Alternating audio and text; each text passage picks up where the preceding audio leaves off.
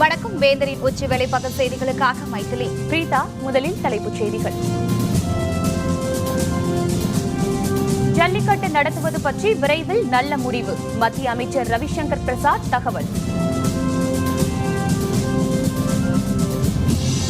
பிரிவினைவாதிகளை மகிழ்ச்சி அடைய வைத்த மோடி பயணம். காங்கிரஸ் மீண்டும் கண்டனம்.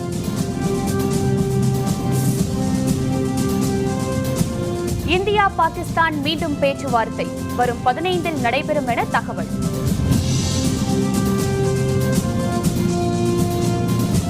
சுனாமி பாதித்த 11ஆம் ஆண்டு நினைவு நாள். தமிழகம் முழுவதும் கடலோர கிராமங்களில் கண்ணீர் அஞ்சலி.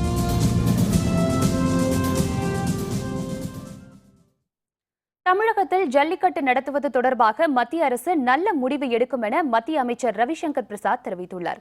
சென்னை விமான நிலையத்தில் செய்தியாளர்களுடன் பேசிய அவர், சுதந்திர போராட்ட வீரர் அழகு முத்துக்கோனின் புகழை வெளிப்படுத்தும் வகையில் அவரின் உருவம் பதித்த அஞ்சல் தலை வெளியிடப்படும் என்றும் தெரிவித்தார். தமிழகத்தில் மழை வெள்ளத்தால் பாதிக்கப்பட்ட மக்களுக்கு உரிய நிவாரணம் வழங்க நடவடிக்கை எடுக்கப்படும் எனவும், பாதிக்கப்பட்ட மக்களுக்கு மத்திய அரசு என்றும் துணையாக இருக்கும் என்றும் ரவிசங்கர் பிரசாத் நம்பிக்கை தெரிவித்தார். Surely, Mr. Pon Radhakrishnan, our minister from Tamil Nadu, is himself in touch with Mr. Prakash Javadekar. The BJP leaders of Tamil Nadu have also approached them. I think collectively we will find a solution. பிரதமர் நரேந்திர மோடியின் பாகிஸ்தான் பயணம் காஷ்மீர் பிரிவினைவாதிகளை மகிழ்ச்சியடைய செய்திருப்பதாக காங்கிரஸ் கட்சி குற்றம் சாட்டியுள்ளது. ரஷ்யாவுக்கு 2 நாள் சுற்றுப்பயணம் மேற்கொண்ட பிரதமர் மோடி அங்கிருந்து ஆப்கானிஸ்தான் சென்றார். இந்தியா திரும்பும் வழியில் எதிர்பாராத விதமாக பாகிஸ்தான் சென்ற அவர், பாகிஸ்தான் பிரதமர் நவாஸ் ஷெரீப்பின் பாரம்பரிய இல்லத்திற்கு சென்று நவாஸ் ஷெரீப்புக்கு பிறந்தநாள் வாழ்த்து தெரிவித்தார். அங்கு 90 நிமிடங்கள் இருந்த மோடி இரு நாடுகள் தொடர்பான பல்வேறு அம்சங்களை பற்றி விவாதித்த பின் டெல்லி வந்து சேர்ந்தார். இந்நிலையில் மோடியின் பாகிஸ்தான் பயணம் பற்றி காங்கிரஸ் கட்சி தொடர்ந்து கண்டனம் தெரிவித்து வருகிறது. Roaming in the Pakistan like a leader, and Mr. Modi visited that place. The way he reached there, he touched the feet of the mother of Mr. Nawaz Sharif, who was the hero of the Kargil war from the Pakistan side. So many people have lost life in Kargil.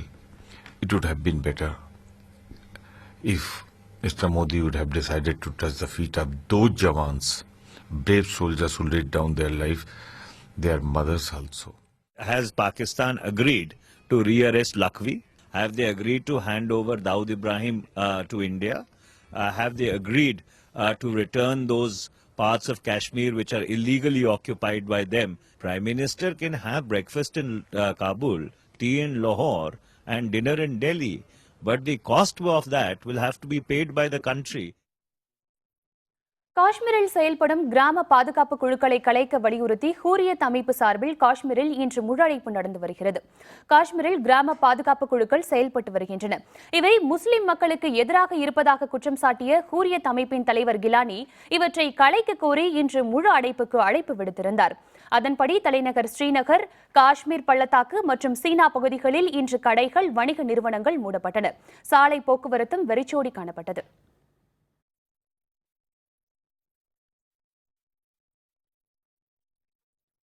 Saudi அரேபியாவில் வேலை பார்க்க சென்று பணியிடத்தில் பல்வேறு கொடுமைகளுக்கு ஆளான கேரள இளைஞர்கள் 3 பேர் நாடு திரும்பினர். கேரளத்தின் ஹரிபட் பகுதியைச் சேர்ந்தவர்கள் அபிஷேக், விமல், பாஜு. இவர்கள் மூவரும் சவுதி அரேபியாவில் உள்ள ஹபா பகுதியில் செங்கல் சூளை ஒன்றில் வேலைக்கு சென்றனர். அங்கே சூளை உரிமையாளர் இவர்களை அடிக்கடி அடித்து துன்புறுத்தினார். கையில் கம்புடன் இளைஞர்கள் மூவரையும் அவர் விரட்டி விரட்டி அடிக்கும் காட்சியை அபிஷேக் ஊருக்கு அனுப்பி வைத்ததால் பரபரப்பு ஏற்பட்டது. இந்நிலையில் இந்திய வெளியுறவுத்துறையின் முயற்சியால் இந்த இளைஞர்கள் மூவரும் நேற்று தாய்நாடு திரும்பினர். திருவனந்தபுரம் விமான நிலையத்தில் பெற்றோரும் உறவினர்களும் இவர்களை கண்ணீர் மல்க வரவேற்ற காட்சி உருக்கமாக இருந்தது.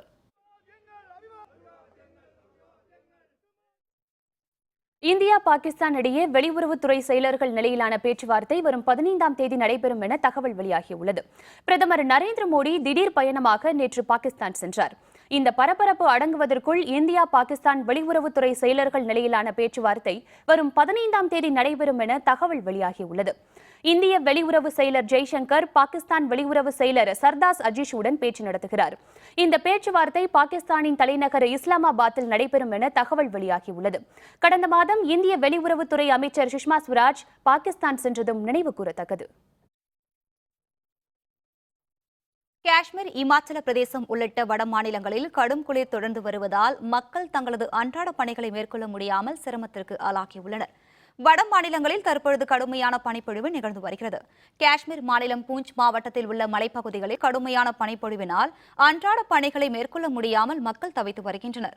கடும் குளிரை தாங்க முடியாத நிலையில் கனப்பு நெருப்பு மூட்டி தங்கள் உடலுக்கு வெப்பம் ஏற்றிக் கொள்கின்றனர்.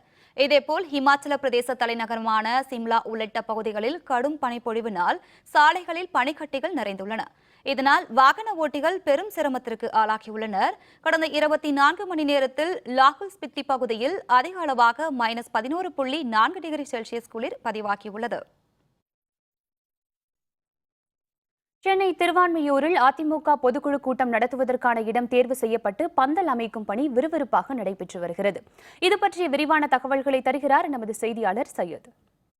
அதிமுக பொதுக்குழு மற்றும் செயற்குழு கூட்டம் வருகின்ற 31ஆம் தேதி நடைபெறும் என்று அதிமுக பொதுச் செயலரும் தமிழக முதல்வருமான ஜெயலலிதா ஏற்கனவே அறிவித்திருந்தார். இருந்தபோதிலும் இடம் குறிப்பிடப்படாத நிலையில் தற்போது திருவான்மியூரில் உள்ள தனியாருக்கு சொந்தமான இடத்தில் பொதுக்குழு நடத்துவதற்கான ஏற்பாடுகள் முழுவீச்சில் நடைபெற்றுக் கொண்டிருக்கின்றது. ஏற்கனவே வழக்கமாக அதிமுக பொதுக்குழுவை பொறுத்தவரை வானகரத்தில் உள்ள ஸ்ரீ வாரு வெங்கடாசலபதி திருமண மண்டபத்தில் நடைபெறுவதுதான் வழக்கம். ஆனால் தற்போது மழை வெள்ள பாதிப்புகளால் இப்பகுதியில் மாற்றப்பட்டுள்ளதாக கூறப்படுகிறது. இந்த நிலையில் அதிமுக பொதுக்குழு உறுப்பினர்கள் 2000 பேர், தலைமை செயற்குழு உறுப்பினர்கள் 500 பேர் என சுமார் 2500 பேர் கலந்து கொள்ளும் இந்த பொதுக்குழுவுக்கான பிரம்மாண்டமாக பந்தல் அமைக்கும் பணி தற்போது நடைபெற்றுக் கொண்டிருக்கின்றது. மேலும் 5000த்திற்கும் மேற்பட்ட நிர்வாகிகள் கலந்து கொள்ளவுள்ள நிலையில் இப்பகுதியில் பிரம்மாண்டமான ஏற்பாடுகள் நடைபெற்றுக் கொண்டிருக்கின்றது. இந்த அதிமுக பொதுக்குழுவில் வருகின்ற சட்டப்பேரவை தேர்தலில் அதிமுக யாருடன் கூட்டணி என்பது குறித்து முக்கியமான முடிவுகள் எடுக்கப்பட இருப்பதாகவும் தெரிய வருகிறது. வேந்தர் செய்திகளுக்காக சென்னை திருவான்மியூரிலிருந்து ஒளிப்பதிவாளர் இன்பாவுடன் சையது. வேளாங்கண்ணியில் சுனாமியால் பாதிக்கப்பட்டவர்களின் நினைவாக சுனாமி நினைவிடத்தில் ஏராளமான மக்கள் மெழுகுவர்த்தி ஏற்றி அஞ்சலி செலுத்தினர். கடந்த 2004ஆம் ஆண்டு டிசம்பர் 26ஆம் தேதி ஏற்பட்ட சுனாமியால் நாகப்பட்டினம் மாவட்டம் வேளாங்கண்ணியில் 6065 பேர் பலியாகினர். இன்று 11வது சுனாமி நினைவு நாள் கடைபிடிக்கப்படுவதையொட்டி சுனாமியால் உயிரிழந்தவர்களின் உறவினர்களும் குடும்பத்தினர்களுக்கும் வேளாங்கண்ணி தேவாலய அதிபர் பிரபாகர் தலைமையில் சுனாமி நினைவிடத்திற்கு பேரணியாக சென்றனர். பின்னர் சுனாமி நினைவிடத்தில் மெழுகுவர்த்திகளை ஏற்றி அவர்கள் அஞ்சலி செலுத்தினர்.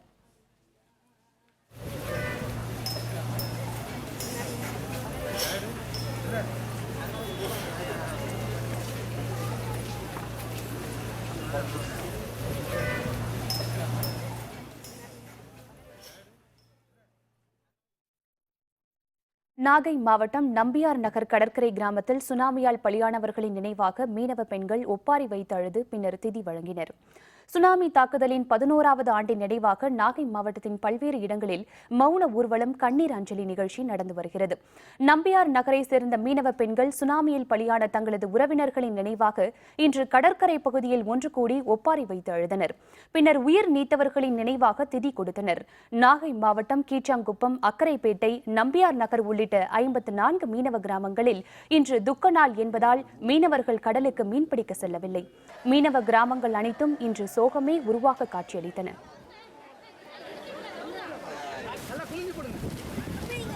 கடல் தாய்கிட்ட மன்றாடி கேட்குறோம், இனி மக்களுக்கு இந்த மாதிரி ஒரு சேதங்களை ஏற்படுத்தாத தாயே அப்படின்னு ரொம்ப எல்லாம் கண்ணீர் அஞ்சலி செலுத்துகிறேன் சார். மக்கள்லாம் இந்த நாள் வந்துட்டாலே எங்களுக்கு யாருக்குமே கடலுக்கு மீன் பிடிக்கவும் போக மாட்டாங்க, எந்த தொழிலும் செய்ய மாட்டாங்க. கடலூரில் சுனாமியால் பாதிக்கப்பட்டவர்கள் நினைவாக இந்திய ஜனநாயக கட்சி சார்பில் மலர் வளையம் வைத்து மெழுகுவர்த்தி ஏற்றி அஞ்சலி செய்யப்பட்டது. கடந்த 2004ஆம் ஆண்டு ஏற்பட்ட சுனாமியால் கடலூர் மாவட்டம் அதிக பாதிப்புக்கு உள்ளானது.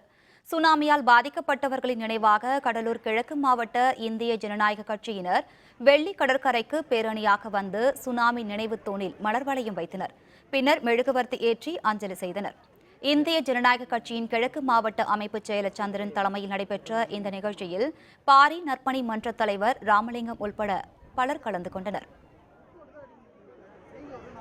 டிசம்பர் 26 சுனாமினால் உயிரிழந்த ஆழிப்பறையிலால் உயிரிழந்த எங்கள் மண்ணின் மைந்தர்களுக்காக இன்று எங்கள் இந்திய ஜனநாயக கட்சியின் சார்பாக மௌன ஊர்வலம் நடத்தப்பட்டது. யாவரும் சிறப்பாக அஞ்சலி செலுத்தினோம். சுனாமியால் உயிரிழந்தவர்களின் நினைவாக சென்னை மெரினா கடற்கரையில் நடைபெற்ற நினைவு அஞ்சலி கூட்டத்தில் 500க்கும் அதிகமானோர் பங்கேற்று அஞ்சலி செலுத்தினர். சுனாமியால் உயிரிழந்தவர்களின் நினைவாக தமிழ்நாடு மீனவர் பேரவை சார்பில் மெரினா கடற்கரையில் இன்று அஞ்சலி செலுத்தப்பட்டது. இதில் நீலாங்கரை, நொச்சிக்குப்பம், காசிமேடு பகுதிகளைச் சேர்ந்த 500க்கும் அதிகமான மீனவர்கள் பங்கேற்று கடற்கரையில் பால் ஊற்றியும் மலர் தூவியும் மெழுகுவர்த்தி ஏற்றியும் அஞ்சலி செலுத்தினர். ஆயிரக்கணக்கான பெண்கள் பால்குடம் ஏந்தி பிரார்த்தனை செய்து பால் ஊற்றி பூத்தூவி இறந்து போன சொந்தங்களுக்கும் உயிரிழந்த தமிழக மக்களுக்கும் பிரார்த்தனை செய்தார்கள். இனிமேல் இது போன்ற சோக நிகழ்வுகள் நிகழக்கூடாது என்பதற்காக இயற்கையை வேண்டி இந்த பேரணியை நாங்கள் இன்று நடைபெற்றது என்பதை இந்த நேரத்திலே நான் தெரிவித்துக் கொள்கிறேன். இதேபோல் தென்னிந்திய மீனவர் சங்கம் சார்பில் நொச்சிக்குப்பம் பகுதியில் சுனாமியின் பொழுது ஏற்பட்ட பாதிப்புகளை விளக்கும் புகைப்படங்கள் மக்கள் பார்வைக்கு வைக்கப்பட்டிருந்தன. சுனாமியால் பலியான ஆயிரக்கணக்கான மக்களின் நினைவாக சென்னை காசிமேடு மீனவர்கள் சார்பாக இன்று அமைதி ஊர்வலம் நடைபெற்றது. 2004ஆம் ஆண்டு ஏற்பட்ட ஆழிப்பேரலையின் போது சென்னை காசிமேடு பகுதியைச் சேர்ந்த ஏராளமான மீனவர்கள் பலியானார்கள். 11ஆம் ஆண்டு சுனாமி நினைவு நாளையொட்டி சென்னை காசிமேடு விசைப்படகு தொழிலாளர்கள் சங்கம் சார்பில் இன்று அமைதி ஊர்வலம் நடைபெற்றது. இதில் 200க்கும் அதிகமான மீனவர்களும் விசைப்படகு தொழிலாளர்களும் கலந்து கொண்டனர். பின்னர் இதில் கலந்து கொண்டவர்களுக்கு அன்னதானம் வழங்கப்பட்டது. இயற்கையின் சீற்றத்திலிருந்து நாங்கள் இயற்கையினை சாந்தப்படுத்துவதற்காகவும் எங்கள் இறந்தவர்களின் ஆத்மாக்கள் சாந்தி அடைவதற்காகவும் நாங்கள் வருடம் தவறாமல் இந்த மலர் தூவி பால் ஊற்றி மெழுகுவர்த்தி ஏற்றி இதே அஞ்சலி எங்கள் மனமார்ந்த இதே அஞ்சலியை செலுத்திக் கொண்டிருக்கின்றோம். இதேபோல் கன்னியாகுமரி மாவட்டத்தில் குளச்சல், கொட்டில்பாடு, மணக்குடி உள்ளிட்ட கடலோர கிராமங்களில் சுனாமிக்கு பலியான 850க்கும் மேற்பட்டோருக்கு அஞ்சலி செலுத்தப்பட்டது. சுனாமி நினைவு நாளான இன்று மணக்குடி புனித அந்தியரையர் தேவாலயத்தில் சிறப்பு திருப்பலி நடைபெற்றது. பின்னர் தேவாலயத்தில் இருந்து சுனாமி நினைவிடத்திற்கு அமைதி ஊர்வலமாக சென்ற உறவினர்கள் அங்கு மலர்தூவி கண்ணீர் மல்க அஞ்சலி செய்தனர்.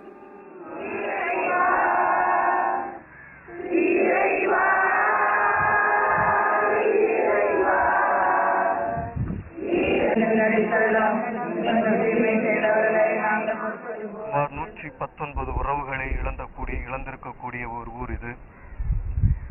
இந்நாள் வரை அவருடைய இழப்பின் வேதனையோடு வாழ்ந்து கொண்டிருக்கக்கூடிய மக்கள் பிரிவுகளில் அவருடைய ஆன்ம இளைப்பாற்றுதலுக்காக நாங்கள் காலையிலே 6 மணிக்கு திருப்பலி நிறைவேற்றி கல்லறை தோட்டத்தில் அவருடைய ஆன்ம இளைப்பாறுதலுக்காக ஜெபித்திருக்கிறோம். பிரதமரின் திடீர் பாகிஸ்தான் பயணம் நல்ல அறிகுறி, வைகோ வரவேற்பு. விவரம் விளம்பர இடைவேளைக்கு பிறகு.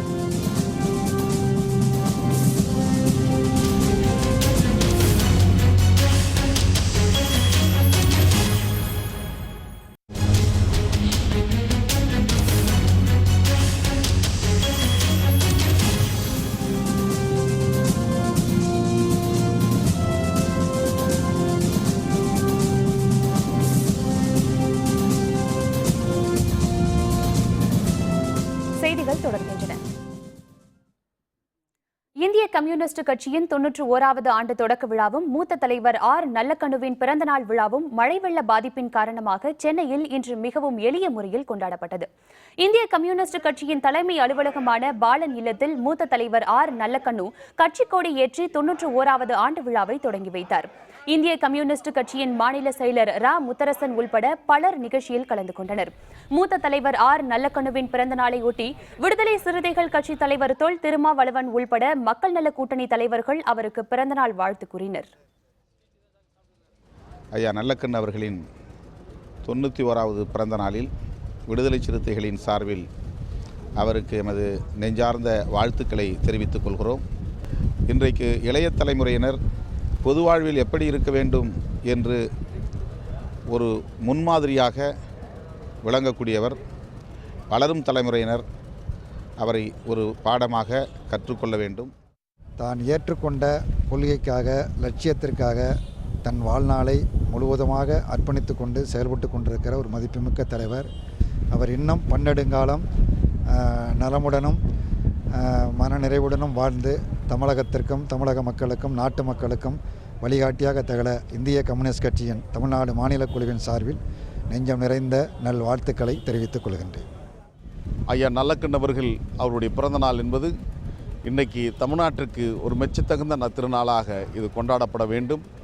இன்னும் 90 அகவைகள் கடந்து அவர் 2105 நாங்கள் அவருக்கு வாழ்த்து சொல்ல வேண்டும் என்ற விருப்பத்தை மறுமலர்ச்சி திராவிட முன்னேற்ற கழகத்தின் சார்பில் இந்த நேரத்தில் உரித்தாக்குகிறோம். பிரதமர் நரேந்திர மோடி திடீரென பாகிஸ்தானுக்கு பயணம் மேற்கொண்டது நல்ல அறிகுறி என்றும் அதை வரவேற்பதாகவும் மதிமுக பொதுச் செயலர் வைகோ தெரிவித்துள்ளார். அரியலூர் மாவட்டத்தில் பல்வேறு நிகழ்ச்சிகளில் பங்கேற்ற வைகோ செய்தியாளர்களிடம் பேசினார். மக்கள் நல கூட்டணி நீடிக்கும், வெற்றி பெறும் என அவர் நம்பிக்கை தெரிவித்தார். இந்திய பிரதமர் மோடி திடீரென பாகிஸ்தானுக்கு சென்றது நல்ல அறிகுறி என்ற அவர், வெள்ள நிவாரணத்தில் அரசின் செயலற்ற தன்மையை கண்டித்து வரும் 31ஆம் தேதி சென்னையில் ஆர்ப்பாட்டம் நடைபெறும் என்பதை மீண்டும் நினைவூட்டினார். கூட்டணி அமையுமா என்றார்கள், அமைந்த பிறகு நீடிக்குமா என்றார்கள், நீடிக்கும் என்ற பிறகு ஜெயிக்குமா என்கிறார்கள். எப்படி அமையுமா என்ற போது அமைந்ததோ, நீடிக்குமா என்ற போது நீடித்ததோ, ஜெயிக்குமா என்பார்களே ஜெயிக்கும். மக்கள் நல கூட்டணியில் தேமுதிக இடம்பெற வேண்டும் என்பதே எங்கள் விருப்பம் என்று விடுதலை சிறுத்தைகள் கட்சியின் தலைவர் தொல் திருமாவளவன் தெரிவித்துள்ளார். இந்திய கம்யூனிஸ்ட் கட்சியின் மூத்த தலைவர் ஆர் நல்லக்கண்ணுவின் பிறந்தநாள் விழாவில் பங்கேற்ற பின்னர் செய்தியாளர்களுடன் பேசிய திருமாவளவன், மக்கள் நல கூட்டணியில் தேமுதிக இடம்பெறுவது தொடர்பாக விஜயகாந்த் தான் முடிவெடுக்க வேண்டும் என்றும் குறிப்பிட்டார். மக்கள் நல கூட்டணி விஜயகாந்த் நீங்கள் வரணும்னு சொல்லி அழைப்பு கொடுத்துருக்கீங்க. ஆனால் என்டிஏல தான் அவர் நீடிக்கிறார்னு சொல்லி பாரதிய ஜனதா சொல்லுது. இப்போ காங்கிரஸும் EVK இளங்கோவனும் அவங்களோட கூட்டணிக்கு வரணும்னு தொடர்ந்து அழைப்பு கொடுத்துருக்காங்க. இப்படி இருக்கிற எந்த மாதிரியான இந்த கேள்வியை நண்பர் விஜயகாந்த் அவரிடம் நீங்கள் கேட்க வேண்டும். நாங்கள் மக்கள் நல கூட்டணியின் சார்பில் அழைப்பு விடுத்திருக்கிறோம். முடிவெடுக்க வேண்டியது அவருடைய பொறுப்பு. மழை வெள்ளத்தினால் கால்நடைகளை இழந்தவர்களுக்கு நிவாரணப் பொருட்களுடன் ஆடு மாடுகளையும் அரசு வழங்க வேண்டும் என்று தமிழ் மாநில காங்கிரஸ் தலைவர் GK வாசன் கூறியுள்ளார். தென்சென்னை கிழக்கு மாவட்ட தமிழ் மாநில காங்கிரஸ் சார்பில் கோவிலம்பாக்கத்தில் மழை வெள்ளத்தால் பாதிக்கப்பட்ட மக்களுக்கு நிவாரண உதவிகள் வழங்கும் நிகழ்ச்சி நடைபெற்றது. இதில் கலந்து கொண்ட கட்சியின் தலைவர் GK வாசன் பாதிக்கப்பட்ட மக்களுக்கு நிவாரண உதவிகளுடன் ஆடு, மாடு, கோழி உள்ளிட்ட கால்நடைகளையும் வழங்கினார். பின்னர் செய்தியாளர்களுடன் பேசிய வாசன், வெள்ளம் பாதித்த பகுதிகளில் கால்நடைகளுக்கான சிறப்பு மருத்துவ முகாம் நடத்தப்பட வேண்டும் என்றார். கனமழையால் பாதிக்கப்பட்ட பகுதிகளிலே கால்நடை, ஆடு, கோழி, பன்றி ஆகியவற்றை இழந்தவர்களுக்கும் மாடுகளை இழந்தவர்களுக்கும் அரசு மீண்டும் கொடுக்க வேண்டும் என்று தமிழ் மாநில காங்கிரஸ் கட்சி வலியுறுத்துகிறது. ராமநாதபுரம் மாவட்டம் ராமேஸ்வரத்தில் நேற்றிரவு முதல் விட்டு பெய்து வரும் கனமழையால் மக்களின் இயல்பு வாழ்க்கை பாதிக்கப்பட்டுள்ளது. தமிழகத்தில் 1 மாத காலமாக கொட்டி தீர்த்த கனமழையால் பெரும் சேதம் ஏற்பட்டுள்ள நிலையில் கடந்த சில நாட்களாக மழை இல்லாததால் மக்கள் இயல்பு வாழ்க்கைக்கு திரும்பியுள்ளனர். இந்த நிலையில் ராமேஸ்வரத்தில் நேற்றிரவு திடீரென மிதமாக பெய்ய தொடங்கிய மழை பின்னர் கனமழையாக மாறியது. இன்றும் கனமழை விட்டு பெய்து வரும் நிலையில் ராமநாதபுரம் மாவட்டத்தின் பல்வேறு பகுதிகளில் வானம் மேகமூட்டமாகவே காணப்படுகிறது.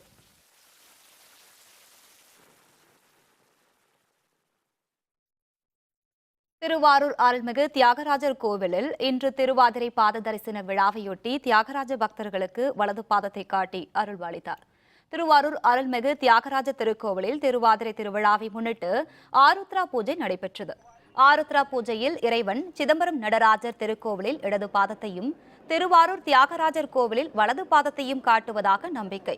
அதன்படி இன்று தியாகராஜர் திருக்கோவிலில் வலது பாத தரிசன நிகழ்ச்சி நடைபெற்றது.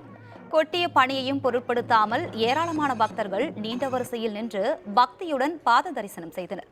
முன்னதாக தியாகராஜருக்கு இன்று முசுகுந்த அர்ச்சனை மற்றும் மகா அபிஷேகம் நடைபெற்றது. இதேபோல திருநெல்வேலியில் தாமிர சபை என்று அழைக்கப்படும் நெல்லையப்பர் கோவிலில் ஆருத்ரா தரிசனம் சிறப்பாக நடைபெற்றது. கடந்த 17ஆம் தேதி கொடியேற்றத்துடன் நாள்தோறும் அபிஷேகம், வீதி உலா போன்றவை நடைபெற்று வந்த நிலையில் இன்று அதிகாலை 3 மணிக்கு பசு தீபாராதனையும், அதிகாலை 4:30 மணி முதல் 5:15 மணி வரை ஆருத்ரா தரிசனமும் நடைபெற்றது. இதில் ஏராளமான பக்தர்கள் பங்கேற்று சுவாமி தரிசனம் செய்தனர். அதேபோல தாமிரபரணி ஆற்றங்கரையில் அமைந்துள்ள செப்பரை ஸ்ரீ அழகிய கூத்தர் ஆலயத்திலும் ஆருத்ரா தரிசனம் வெகு சிறப்பாக நடைபெற்றது. நடராஜர் எங்கெங்கெல்லாம் இருக்காரோ அங்கே கொடியேற்றி 10 நாள் திருநாள் நடந்து 10வது திருநாள் தாமர சபையில் சந்திர சபாவதிக்கு ராத்திரியே அபிஷேகம், சுவாமியும் அம்பாலும் எதிர்க்க தரிசனம் கொடுப்பா. ஈரோடு ஆருத்ர கபாலீஸ்வரர் கோவிலில் நடைபெற்ற ஆருத்ரா தரிசன நிகழ்ச்சியில் பல ஆயிரம் பக்தர்கள் பங்கேற்று இறைவனை வழிபட்டனர். ஈரோட்டின் பழமை வாய்ந்த திருக்கோவில்களில் ஒன்று ஆருத்ர கபாலீஸ்வரர் கோவில். இங்கு 10 நாட்களாக நடந்து வந்த திருவெம்பாவை விழாவின் இறுதி நிகழ்ச்சியான ஆருத்ரா தரிசனம் இன்று நடைபெற்றது. இதையொட்டி உற்சவர் மற்றும் உடனுரை சிவகாமி அம்மனுக்கு நெய் நைவேத்திய பொருட்களை கொண்டு அபிஷேகமும் பஞ்சமுக விளக்குகளால் தீப ஆராதனையும் காட்டப்பட்டது. பின்னர் தேரில் படி அமர்த்தப்பட்டு சுவாமி வலம் வந்தார். தேரின் முன் பெண்கள் கோலாட்டத்துடன் கும்பி பாட்டு பாடி தங்கள் மகிழ்ச்சியை வெளிப்படுத்தினர்.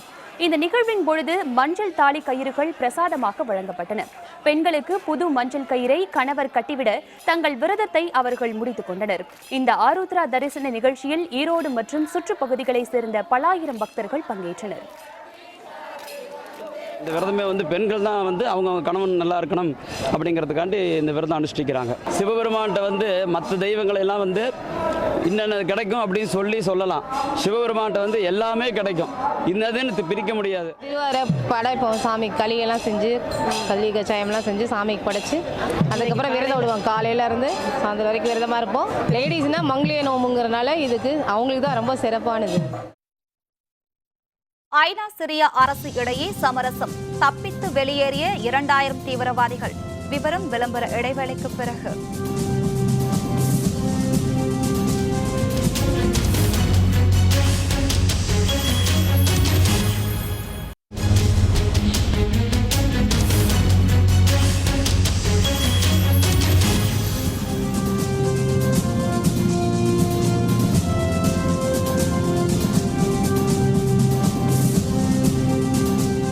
தொடர்கின்றன. இனி அயலக செய்திகள்.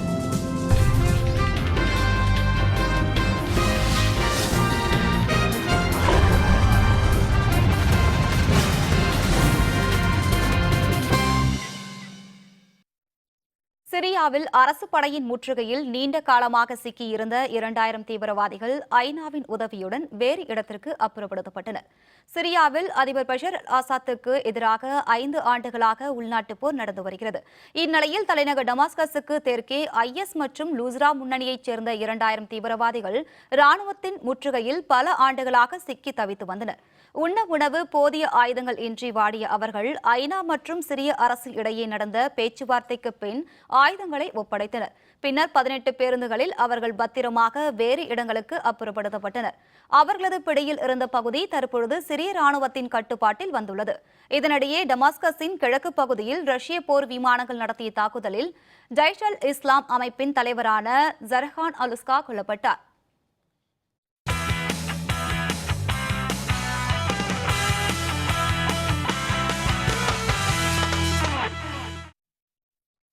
அரியலூரில் நடைபெற்ற 2வது ஃபெடரேஷன் கோப்பைக்கான தேசிய ஊரக விளையாட்டுப் போட்டிகளில் தமிழக அணி முதலிடத்தை பிடித்தது. அரியலூர் மாவட்டம் தத்தனூரில் உள்ள ஒரு கல்லூரியில் இந்திய அளவிலான 2வது ஃபெடரேஷன் கோப்பைக்கான தேசிய ஊரக விளையாட்டுப் போட்டிகள் கடந்த 2 நாட்களாக நடைபெற்றன. 4 வகை வயது பிரிவுகள் மற்றும் பல்வேறு எடை பிரிவுகளில் சிலம்பம், கைப்பந்து, கபடி, குத்துச்சண்டை, வாள்சண்டை, கால்பந்து, கொக்கோ, பளு தூக்குதல் போன்ற 21 வகையான விளையாட்டுகள் நடைபெற்றன. தில்லி, ஹரியானா, கேரளம் உள்ளிட்ட 14 மாநிலங்களைச் சேர்ந்த 1400 வீரர்கள் இந்த போட்டிகளில் பங்கேற்றனர். இப்போட்டிகளில் 77 புள்ளிகள் பெற்று தமிழகம் முதலிடத்தை பிடித்தது. போட்டியில் வெற்றி பெற்றவர்கள் பூட்டானில் நடைபெற உள்ள தெற்காசிய விளையாட்டுப் போட்டியில் இந்திய அணி சார்பில் பங்கேற்க உள்ளனர். தேசிய லெவலில் விளையாட்டு போட்டிகள் நடந்துகிட்டு இருக்குது. இதில் திருச்சி மாவட்டத்திலிருந்து ஜூடோ போட்டியில் 5 கோல்டு மெடலிஸ்ட் இது பண்ணியிருக்காங்க. இதில் வின் பண்ணியிருக்காங்க. இந்த அடுத்தது பூட்டான் நடக்கிற சவுத் ஏசியன் சாம்பியன்ஷிப் போட்டியில் தமிழ்நாடு சார்பாக திருச்சியிலேருந்து 5 வீரர்கள் பார்ட்டிசிபேட் பண்ண வர்றாங்க. மீண்டும் தலைப்புச் செய்திகள். ஜல்லிக்கட்டு நடத்துவது பற்றி விரைவில் நல்ல முடிவு. மத்திய அமைச்சர் ரவிசங்கர் பிரசாத் தகவல்.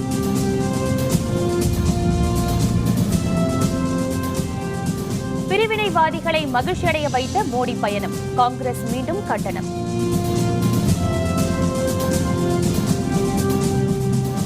இந்தியா பாகிஸ்தான் மீண்டும் பேச்சுவார்த்தை வரும் 15இல் நடைபெறும் என தகவல். சுனாமி பாதித்த 11ஆம் ஆண்டு நினைவு நாள். தமிழகம் முழுவதும் கடலோர கிராமங்களில் கண்ணீர் அஞ்சலி. இத்துடன் வேந்தரின் உச்சி வேலைப்பாக செய்திகள் நிறைவடைந்தன. மீண்டும் மாலை 6 மணிக்கு வேந்தரின் அந்தி மாலை குறுஞ்செய்திகளில் சந்திப்போம். வணக்கம்.